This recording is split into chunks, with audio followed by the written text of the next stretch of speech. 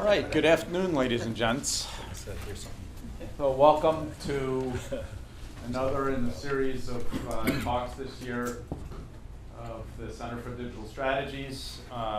As you know, the theme of the Brit series this year is all around data and decisions and how this affects management in the digital age. And today we're looking at this from a slightly different perspective than some of the ones that we've had so far, from a bigger enterprise perspective and how we enable decision making in an enterprise and enable the sharing of data and what it means for the culture of an enterprise, et cetera. And I'm really grateful to have with us today three friends of mine, of the centers, and three members of our roundtable on digital strategies that'll be here for a meeting that we're having as a group tomorrow with about another 15 or so execs. And we're going to be looking at enabling data-driven decision-making in the enterprise, and really want to take a look at that in a robust way and the role that the CIO plays in enabling that kind of data sharing and decision making. So I'm not going to go through bios here. You've all had the opportunity to read that online or be handed it on the way in and look at it. We have with us CIOs of Levi's, of Airline Reporting Corporation, and of Eastman Chemical, and I think we'll just jump right into the content. So, we had a roundtable in, I think it was February of this year in Houston, if I remember right. And one of the things that we concluded in that was that one of the core objectives, if not the core objective, of the digital enterprise and digital transformation is to empower individuals to make better decisions faster. And that the speed of business has become so fast that tolerating kind of a centralized, process-driven decision making is not really possible anymore, and is not to the benefit of an enterprise in keeping up with its competition in the marketplace and serving its customers well. So I thought we'd start there. Mm-hmm. And since all three of your companies participated in that, yep. How are you viewing that now? Do you still agree with that conclusion? How is that different, from what it was a few years ago? Yeah, so I'll take it. So at Levi's, we talk about driving a data-driven decision-making culture, right? That's actually a slide we use to start our data analytics conversation. But that extends from the CEO to down to our stores where it's consumer-facing. So strategic decision-making, tactical decision-making, it's all of the above.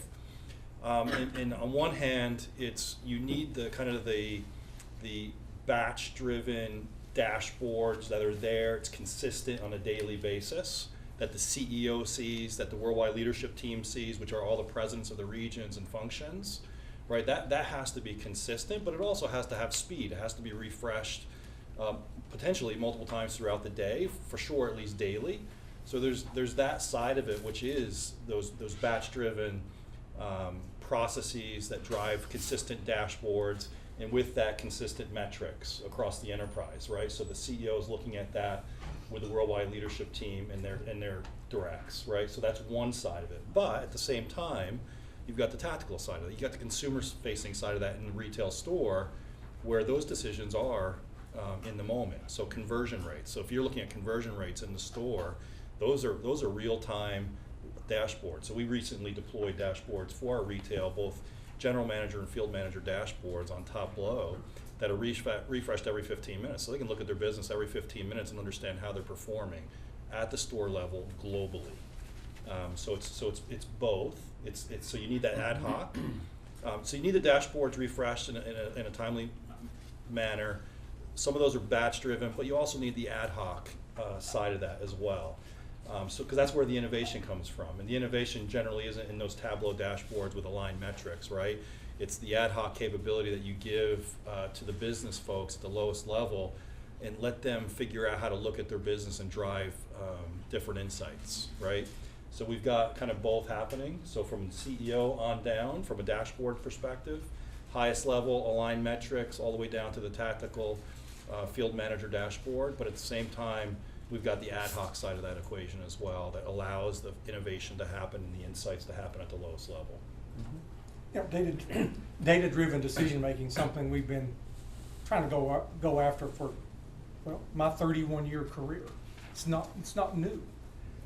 What's starting to change is going from a time where the information was power. You know, when I began my career in 1986, it hurts me to say that, it was the person who had the information had the power. Fast forward 30 years, everybody has access to the information. It's how do you take that information and turn it into actionable insight? How do you take the information? You have the ability to know. How do you turn that into action? Shrinking that knowing to doing gap is the way we try to talk about that. So how do we try to put that into practice? Well, the CIO typically in most companies today has more responsibility than the IT function, the information technology function. We are typically responsible for the overall data architectures of our companies. So how do we take that information and infuse into our culture courageous leaders at every level within our business that are able to interact with other senior leaders and say, I know this is your opinion, but here's what the data says. That's where we want to start every conversation. Now, I'm not naive enough to say that there's not leadership prerogative, all right? You can ignore the data. You know, I have a friend who says you can make any decision you want if you ignore the data. Well, we believe that the success of our business will hinge on faster, better decisions that are based in fact, that are based in data. And we want our frontline folks to be able to equip to have that conversation. I know this is your opinion, but here's what the data says. Now let's move forward from there. So that's the change that I've seen in certainly my career.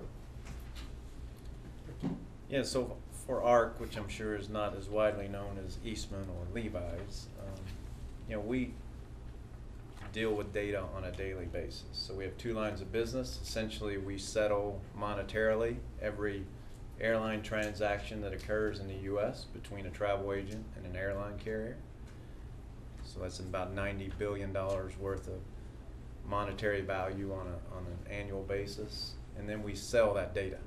So we're constantly working with the data to do exactly what Keith has described, with clients that vary from a small mom and pop travel agent all the way to United, American, or Delta, and trying to look into the data that we have at our disposal, marry that with external data, and really drive value back into those companies and working with their business leaders. So, you know, the challenge, and we talked about this a little earlier, that I think exists in the industry today is, from an IT perspective, technology. We're already there. The technology exists. The platforms are available. But when you walk into business discussions and with business leaders who have not grown up with, as Keith said, the data driving the business decisions, that becomes a very difficult conversation. And the gap is large. So really the challenge to you guys sitting here in this room is you got to learn how to step across that gap and understand the technology side to the degree that you can then utilize the data that's provided to you to drive those great decisions. You can't just assume that that's an IT thing. I don't really need to understand how it happened, how it got here, where the data came from, where it's stored. I just need to understand the business side. Those two don't equate. And in my 25 plus years, that's the biggest gap change that's occurred, is that combination has started to come closer and closer together, but still has work. So let me pile on to that. Yeah. I absolutely believe that the role of digital technology and data is rapidly moving from a key enabler of business. I mean, it's been an enabler of business for a long, long time. I fundamentally believe for every business, it's going to move rapidly to the key differentiators for business. And what I mean by that is you're going to make strategic competitive analysis decisions based on the information and the data that you have processed through the digital platforms that the company that you work for owns. And those decisions will fundamentally decide success or failure in the marketplace. And we're going to see a divide between the companies that get that and the companies that don't. And those that get that, regardless whether you're a hardcore manufacturer like mine or whether you're an information company like Dickey's, doesn't matter, it's going to be the same. It will be the differentiator defining the winners and the losers. I don't think there's any doubt about that. I'll pile on a little bit. So back in April, I actually elevated the head of data and analytics to the IT leadership team. So that position now reports directly to me because it is the new gold, right? So data, we're a 164-year-old company. So you can imagine how much complexity we have in our environment. We can support 12 business models around the world, 100+ countries.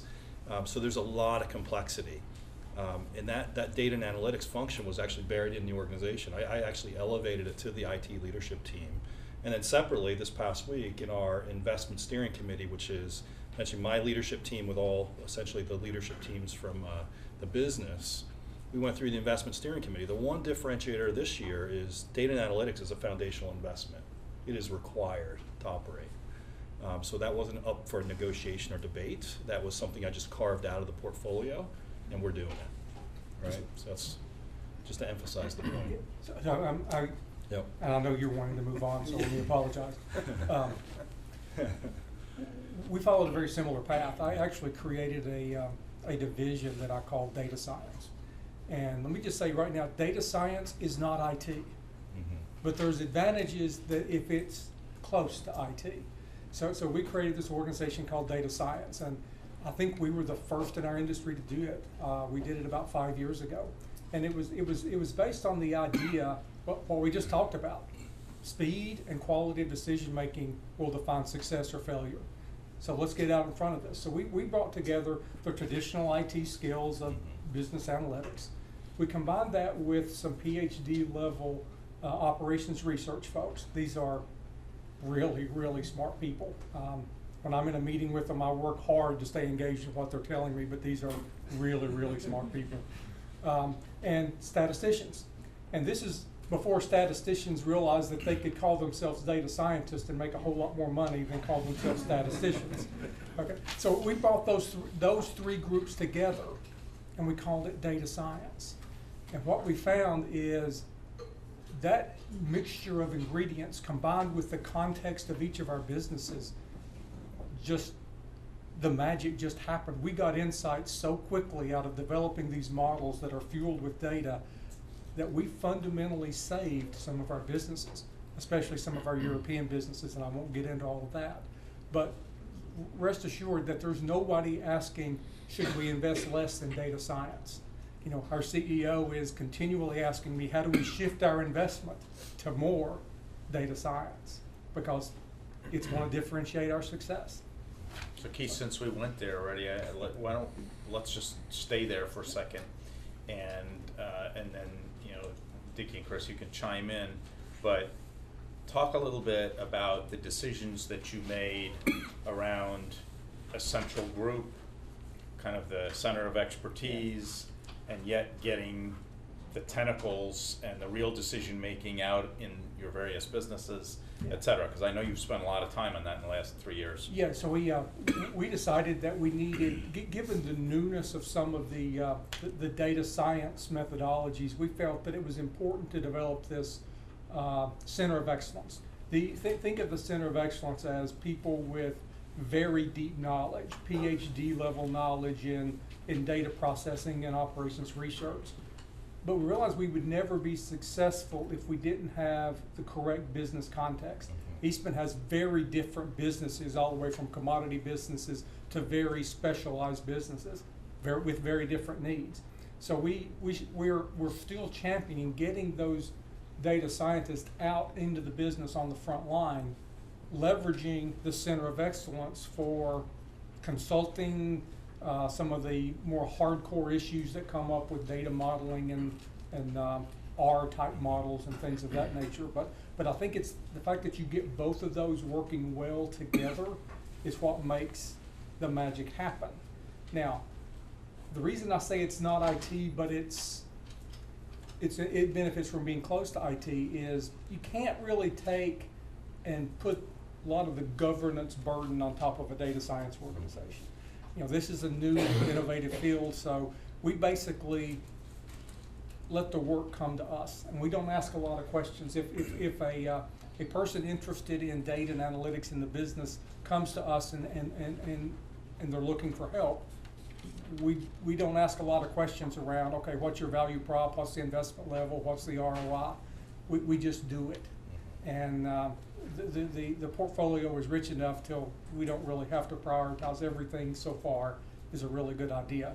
But the key message is Center of Excellence, central corporate function that gets the knowledge out into the frontline businesses.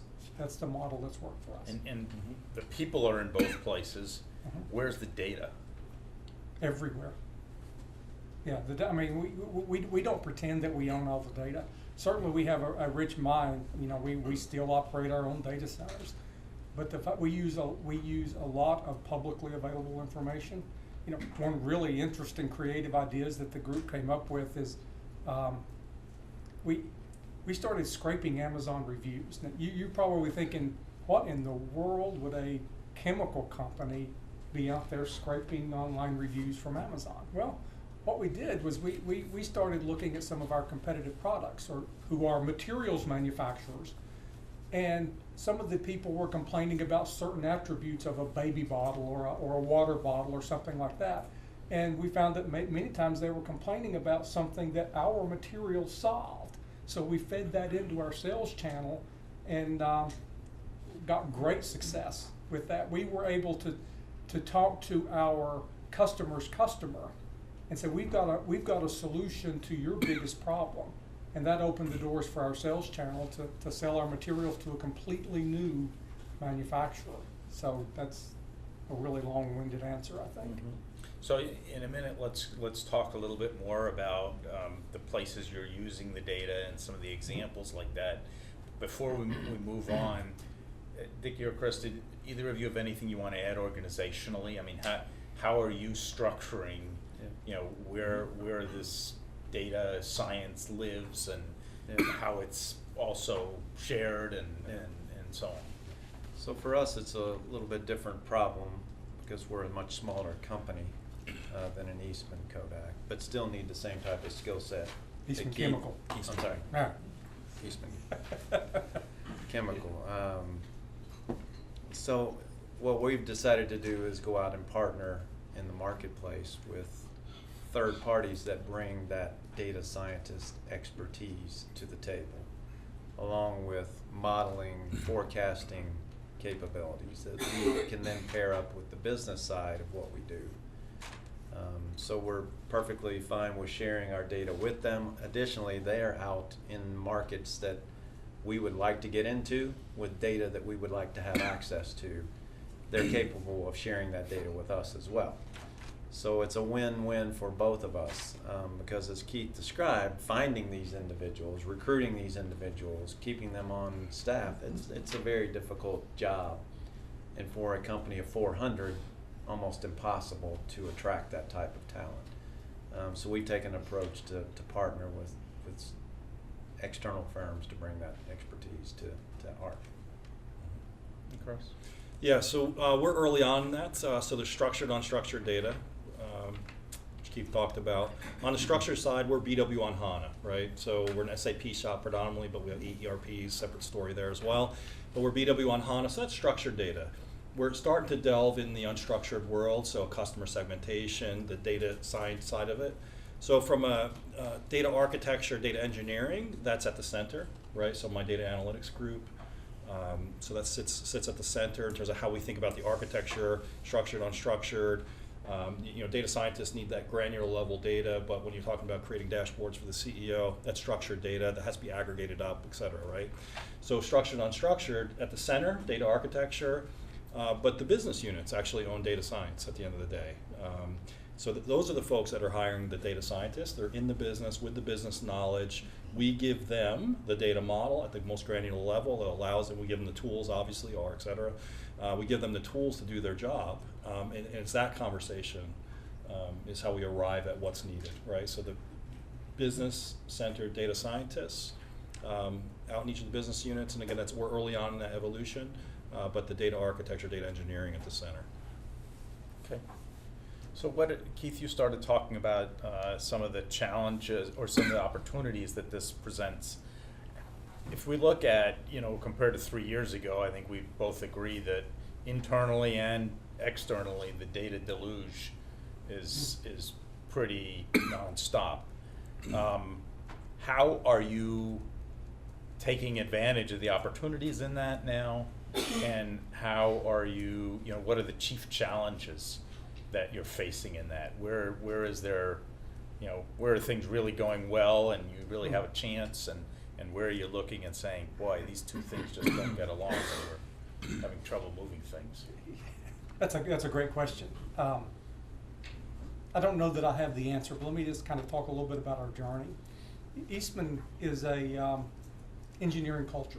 I mean, we create new materials, new molecules, and that's hard. So given that we're an engineering culture, there's always more data to go after. And in this environment where there's an endless supply of data, there's a watch out that we've got to constantly be on guard against paralysis analysis, because there's always more data to go get.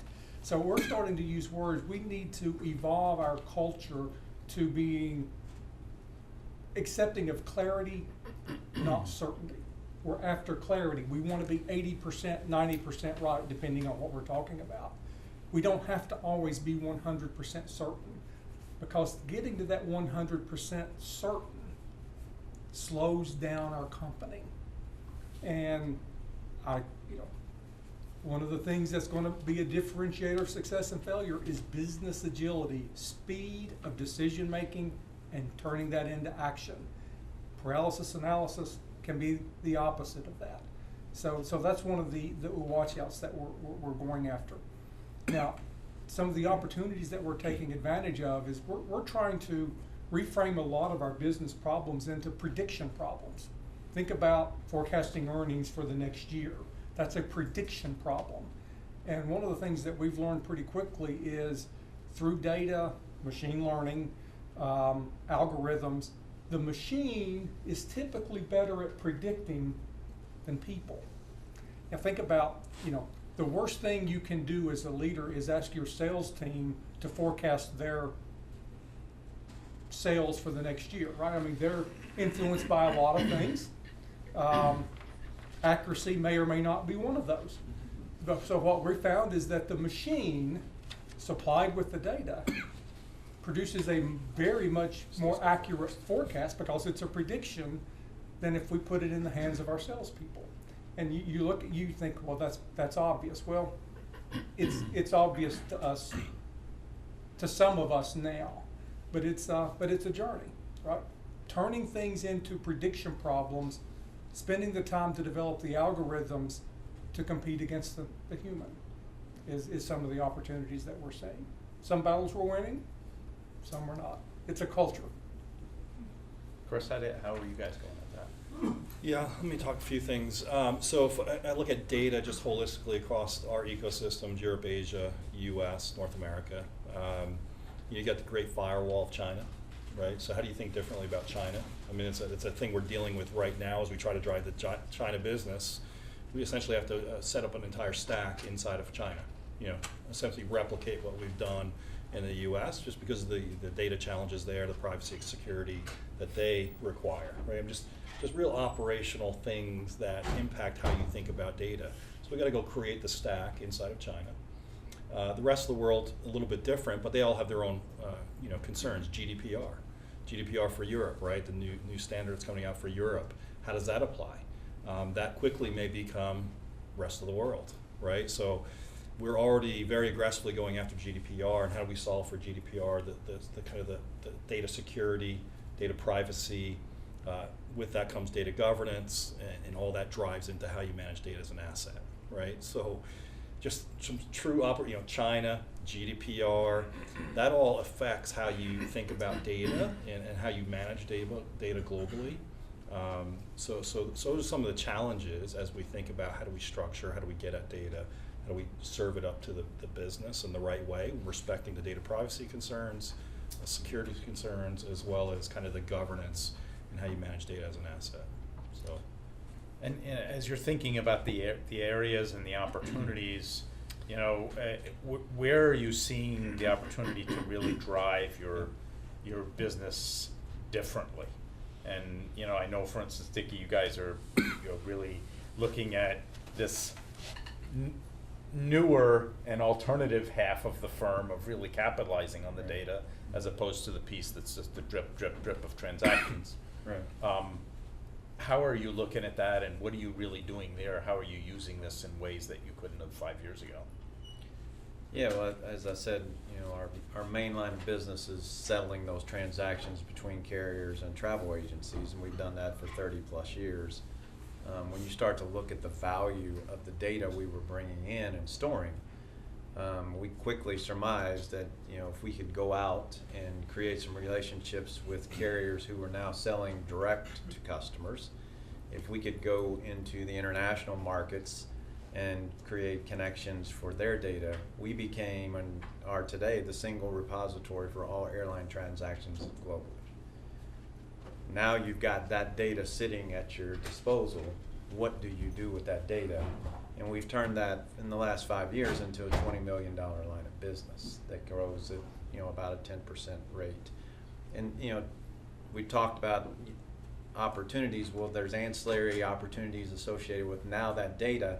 As we become known as the single repository for airline information, there are security firms that are now approaching us. There are investment firms. So we have to worry consistently about who we're partnering with, what they're using our data for, and counter that with the income that it could generate to us as a company. So those are the challenges we're into now, but it was in essence a new business that derived from a 30-year-old company in the last 5 years, simply due to data. What new things are you guys doing? Yeah, so I'll speak to that. Again, we're early on in the journey on data and analytics, frankly. Only within the last 2.5 years have we been able to consolidate all the transactional data from around the world into our BW HANA environment, only within the last 2 years. So in the last 6 months, the dashboards actually came to existence. Right, so just within the last 6 months, we've been able to put in a wholesale dashboard so that our wholesale business units across the globe are looking at the same metrics, aligned the same way. They didn't talk about sales the same way. They didn't understand what's happening with the myriad of wholesale customers that exist. We have 1,800 plus wholesale customers in the U.S. alone on wholesale, right? So these are mom and pop shops all the way to Macy's, Kohl's, right? So there's 1,800 wholesale accounts. They didn't look at those businesses the same way across U.S., Mexico, Canada, nor Europe, nor Asia. So today we've got wholesale dashboards that the business unit owners are looking at that are driving business. In Europe, we're driving triple-digit growth in our wholesale business right now, just because we can look at the data and understand what's happening in each account and what the opportunity is. So that's $1 million a week. That's incremental over the last 2 years. Right, so things like that, just on the wholesale. Retail side, we just deployed in June the field manager dashboards so that they can look at their business real time. So that opportunity, again, we never used to look at the metrics and say, hey, what does a metric say about my opportunity on conversion? Never. I mean, that opportunity didn't exist 6 months ago. right? So that's ahead of us, but that's kind of what we're talking about with the availability of data, real-time field manager dashboards that they can see in their store. And we've got 2,900 stores, owned and operated or franchise around the globe. We have 50,000 points of distribution if you count in all the wholesale partners in those doors for Levi's. And so that's the opportunity. So yeah, so owned and operated, and so franchise owned and operated, we can control. We can get at those dashboards pretty quickly. We don't necessarily have that same access with wholesale to get to the 50,000. That's the opportunity still ahead of us, right? How do we expose in a door format that we don't own the technology environment? How do we get at that data? How do we explore that? So as we explore concession model as an example, so us owning that space inside of a Macy's, us owning the service model, the assortment, et cetera, how do we get into that environment with this field manager dashboard and then just create opportunity, not only for ourselves, but for Macy's and our partners, Kohl's, et cetera. So those are some of the opportunities ahead of us. Keith, do you want to add anything to that? And then I just want you guys to be aware, we're going to open up for questions, so think of what you want to dive in with. But Keith, anything you want to add to that? Just real quickly, one of the things that we've done recently is brought a new level of transparency into our Salesforce interactions with our customers, with the idea of mining that for insights that we feed into our application development organization and our R&D organization to how can we leapfrog or step change improve what our customer is trying to do with the materials that they use from us. So we're using text analytics as a way to mine what we call call reports, which are detailed reports of customer interactions. And we create thousands of these reports. And just more than one person can sit down and read through. That's all you would ever do, and you'd never mine those insights. So we're starting to apply text analytics capabilities to look for those insights in our customer interactions and then bring transparency to those. Just one more quick, previous to ARC, I worked at Yum Brands for quite a while. So those that don't know Yum, Pizza, Taco Bell, KFC. And I would say Taco Bell kind of leading in that space. An entire group developed now that's essentially come in and do nothing but monitor social media. So instead of focus groups, they're just out monitoring Facebook, Twitter, etc., looking for comments, data, etc., from customers real time. It's amazing how engaged people are with food and how they will share their experiences, both good and bad, across many different platforms. But in my 20 years at Yum, that group was never even thought about. And in a span of literally 24 months, there's now a group of 10 that focus essentially real-time marketing initiatives. So they come in each and every day and strategize across a particular social media channel on what messaging they're going to push out, what engagement they're going to start, etc., all in support of their top-line marketing initiatives that are going on, across TV and other media. So, again, another example of using data and tools to really drive real-time business decisions, marketing decisions, product decisions, etc., that drive bottom-line growth. Let's open up and take any questions people may have. Anybody up there on the right-hand side? Yep. First of all, thanks for coming here. My question is that over the past roughly 2 months, we've been meeting a lot of firms at recruitment events. And when I mentioned that I was a decision scientist for 2 years, the standard reply that I get is, okay, so what was your job?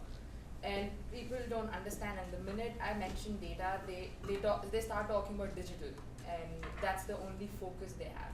So my question is, do you believe that data science as a word is misunderstood by firms across the globe still?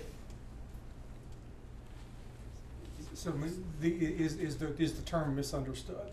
Yeah, absolutely. Yeah. Absolutely. It's been my experience right now where it's either one of two extremes.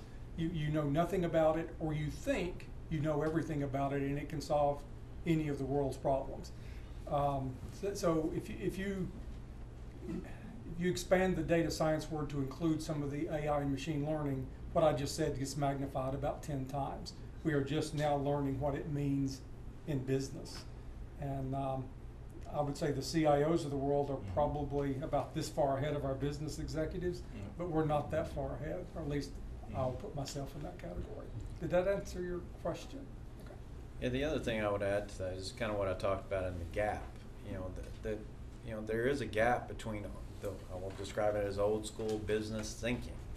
That, you know, there's a way to structure discussions and data is not necessarily needed in order to make those decisions, right? You've got 30 years of experience as marketing or in finance, et cetera. You don't need that raw data to make those decisions. That gap is slowly closing, but it's individuals like yourself and, you know, that need to continue to foster that gap, and you gotta close it so that the combination of technology, data scientist, business become seamless versus continuing to be in these silos where we're trying to push apart and you get, you know, answers like you got, which is, you know, what really are you doing and how do you add value to an organization?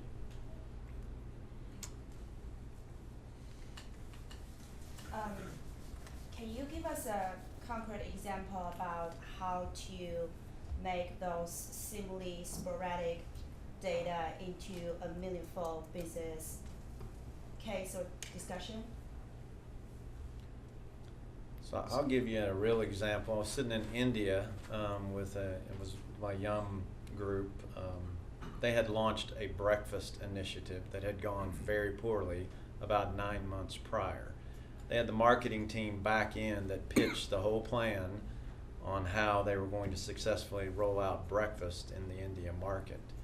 We were able to come in with a tool and go out and look at the social data, that the actual feedback from the customers on why they didn't like the marketing, why they didn't like the breakfast initiative, hand that information to the executives prior to the marketing team coming in and talking to them. So when they gave them the pitch, it was completely 180 degrees off what the actual customers were saying to them.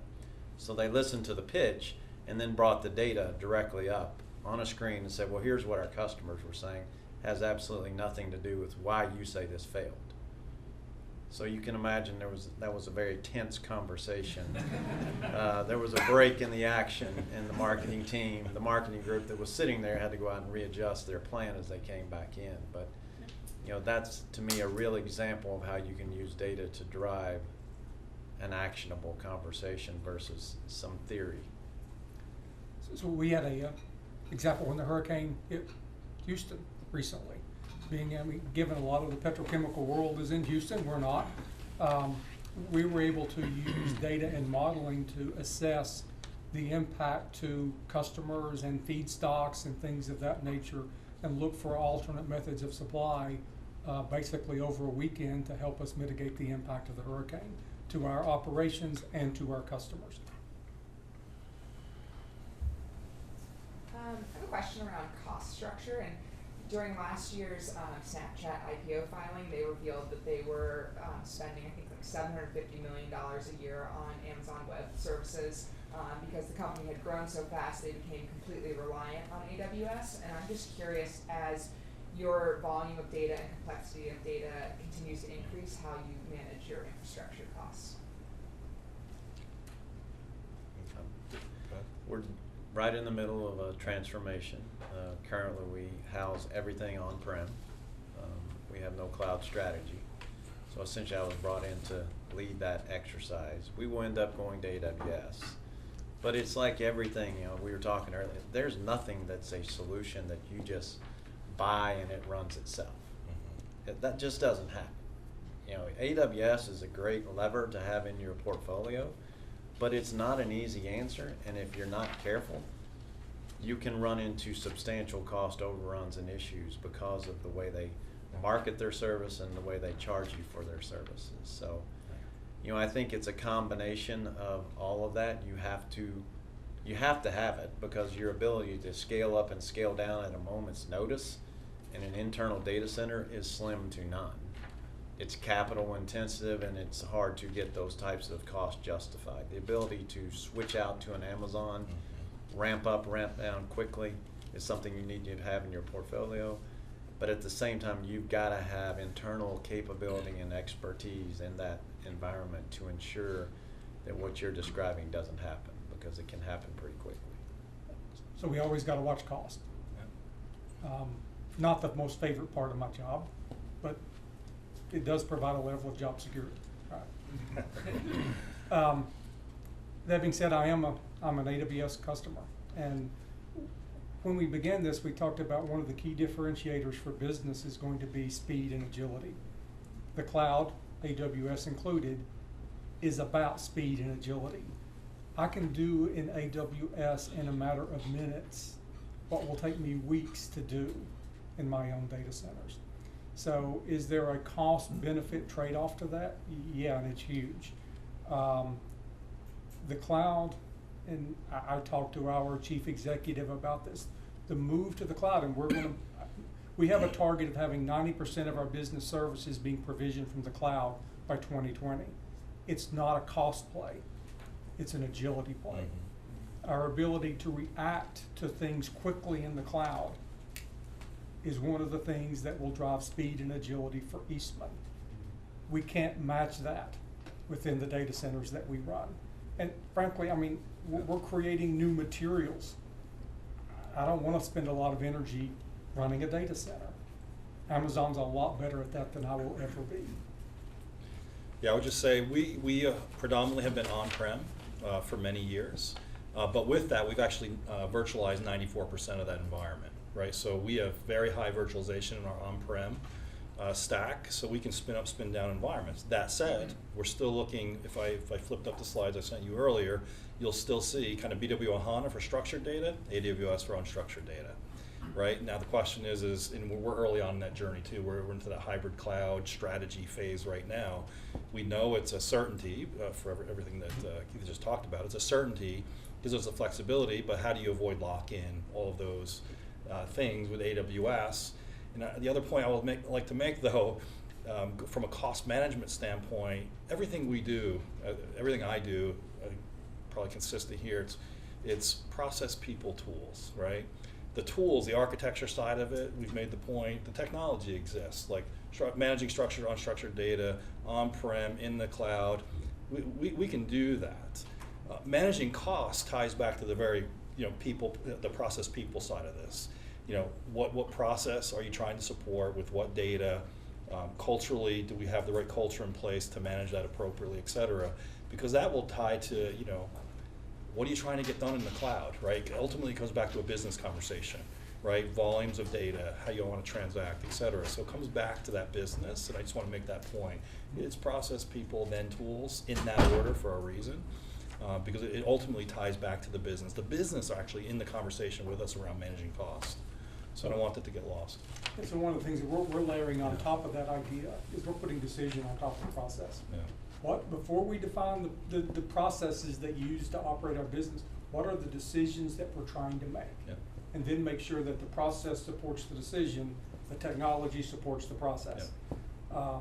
So one thing that's probably way more detailed than what you wanted to get to was, the move to cloud is really a shift from capital to operating expenses. Absolutely. And while that sounds simple, in the trenches, it's anything but simple. Right. Anyway, I'll stop there. So, Chris, you brought up the question of culture, in this case, maybe a little bit more to your IT organization. And I'll go back out to questions in a moment, so don't stop thinking about what you want to ask. But I think a question that we haven't really gotten to yet or dealt with is, if you're serious about managing in a real-time way, that means a big difference in culture in the company. And Dickie, in some ways you touched on it earlier by just highlighting that the business has to be able to keep up with the rest of the business. But what have you experienced in terms of that, and what's necessary, what works in changing the culture of an enterprise to be able to use the data that it has? Because you can have all the nice data and all the nice tools and so on. If the culture of the enterprise isn't there to kind of handle it in that way, it's not going to have the desired effect. Yeah. I think, we've touched on pieces and parts of it. You have to start with the fundamental business problem you're trying to solve. And people too quickly want to go to solutions. Amazon's the buzzword, and you hear the buzzwords, and I'm sure we get them all the time when we talk to our executives. And again, it fundamentally doesn't make any difference to me. I've worked at Yum Brands, we sold chicken, pizza, and taco. I now work at ARC, we sell transactions and sell data. Fundamentally, my job hadn't changed, right? I'm still dealing with technology to solve business problems. And you have to start with that in order to get to the ultimate solution that you're going to drive. Now, along the way, that change management can begin to take effect. Because you're now talking to individuals on their common ground. Back to the decision. What's the decision? What are you trying to do, first and foremost? And then how can I assist you in doing that? And if I've got a portfolio with many levers to pull, then they really shouldn't care as to how I'm solving their problem, right? It's meeting them halfway and them understanding the levers I'm going to pull, but also them seeing me step across to the business side and say, I understand the problem. That starts to create that marriage where I believe the culture change starts to happen. Because I'm telling you, AWS, back to the cost, it can become a nightmare in a hurry. And my counsel to all you, when you get out there, you signing on to AWS and spinning up your own little environments in your new corporate world without your IT guidance and partnership, not a big idea. But it happens all the time, and people, all of a sudden, the cost starts to explode. Yep. So that partnership's got to be there. Let us worry about the how part. What are you trying to solve, and let's partner on how we solve that. And how do you get to, in the enterprise, an acceptance of data and of the ways of dealing with data and the tools and a real understanding that gets away from the young lady up there in the corner's problem of having nobody really understand what it is she's talking about when she introduces herself as a data scientist? So I think specifically to that, and then the broader context, I'm going to give you the permission now to cut me off, because I can talk about this topic of culture for a long time. I think you have to do it. I think a lot of our business executives are going to learn by seeing it happen. We can talk about it for a long time. We just have to sometimes do it and then explain how it worked after the fact. But this whole idea of culture and starting to infuse speed and agility into our businesses is not a small task. I mean, I'm sure you guys have heard the quote that culture eats strategy for lunch, and I'm telling you, I've seen it happen. It absolutely does. So this idea of autocratic leadership is that time is gone. Where what I mean by that is you got somebody at the top paid a whole lot of money that makes the decision, and then everybody below them basically executes on that decision. Those days are largely over. And so how do you create a culture where people are comfortable being wrong? What do I mean by that? Well, the way it used to work, at least in my company, is as sales results, as an example, would start to come in for the quarter. It would eventually get its way up to the CFO and the CEO. But every level of management wanted to have access to that information to make sure they understood it, they could answer the questions, and then it would go to the next level and the next level. Those days are over. That's not a real-time business. A real-time business is where everybody is more comfortable with understanding that I may not have all the answers. We got to get comfortable with talking to our bosses and say, I don't know. I'll find out. Because making that data transparent and visible aids speed and agility. Flowing the information up the management food chain is the opposite of speed and agility. So it's important that we as leaders and you as leaders react appropriately when things don't go well. That it's okay to make mistakes. It's okay to say, I don't know. And even for the top people in your organization, if they always have the answers before it gets to you, then they're probably moving too slow. Now, one of the things that when I moved into this position 10 years ago now, I talked to each of my leadership teams that if you can't tell me the last time you tried something and failed, you're not taking enough risk, and we're not moving as fast as we could move as a company.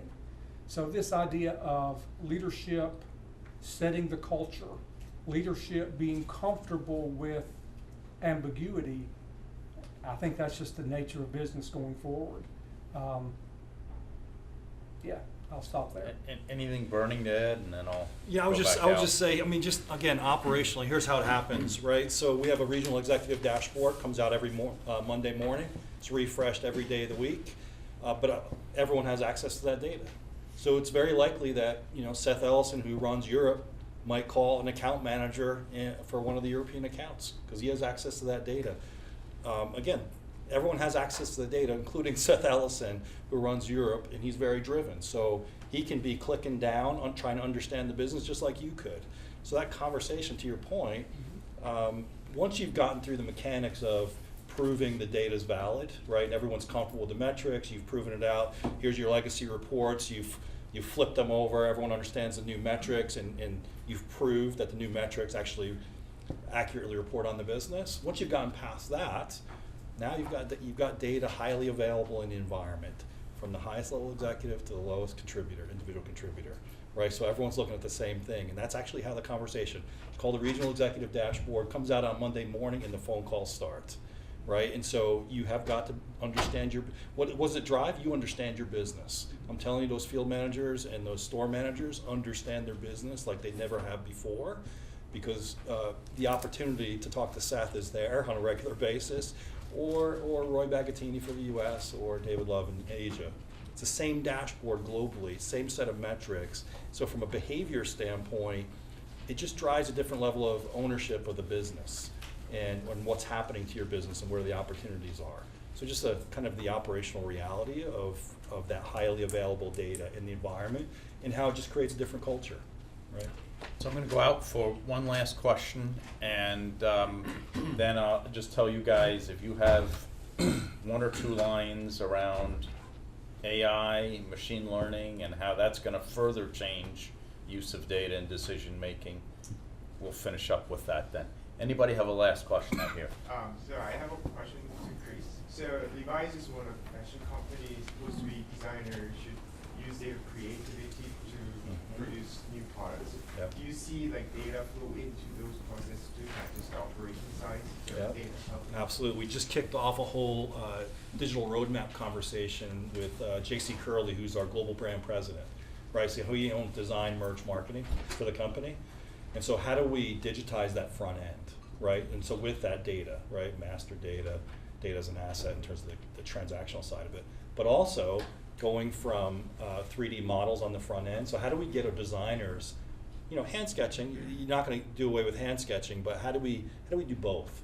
How do we get kind of two-dimensional into three-dimension, right? Because some of the things we're doing from a technology innovation standpoint, you've seen the Jacquard, maybe you haven't, but you know, the partnership with Google ATAP and our Jacquard jacket, right? And the things that we're doing to weave fibers in and have a smart jacket, right? True wearable technology with Google. So that partnership is going to continue to evolve. That's just one aspect. That's the actual product. But behind that is the actual the management, the digitization of that entire process. Because what we want to do is, from the time a designer is creating, they're creating in, you know, Adobe essentially.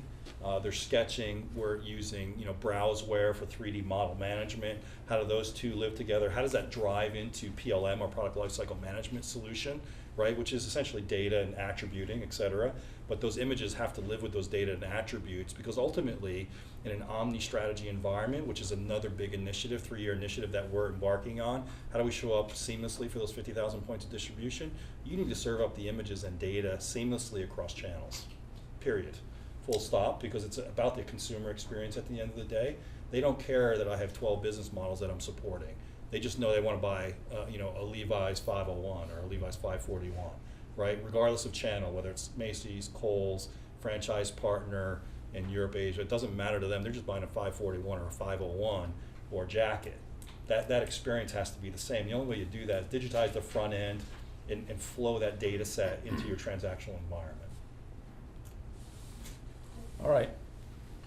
So let me ask you, AI, machine to machine, machine learning, where's that going to take all of this? Just really short, couple sentences each. So I'm and not turn it gonna over answer to your question. Patrick. I'm gonna leave you with I did a keynote address earlier this year that I used a quote that I attributed to Gordon Moore.